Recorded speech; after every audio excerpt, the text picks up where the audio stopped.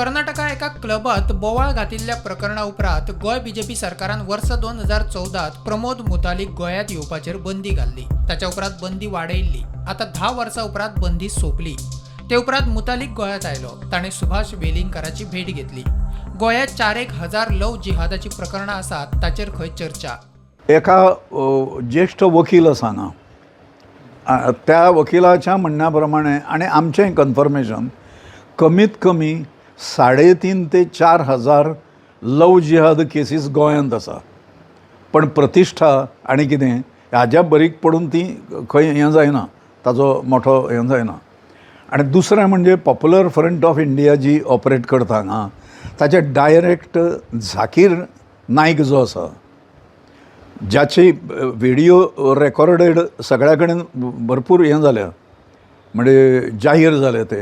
हांगा popular front of इंडियाचे लोक वचून ताजे कडेन गळाभेट घेणारे फोटोग्राफ्स हांवें फाटीं फेसबुकाचेर घातिल्ले। ताजी इन्क्वायरी जावना, कित्याक ते कार्यकर्ते आसतले त्या ठिकाणचे सत्ताधारी पक्षाचे। त्यामुळे तांकां धरले ते शो केलो, फार्स केलो एक।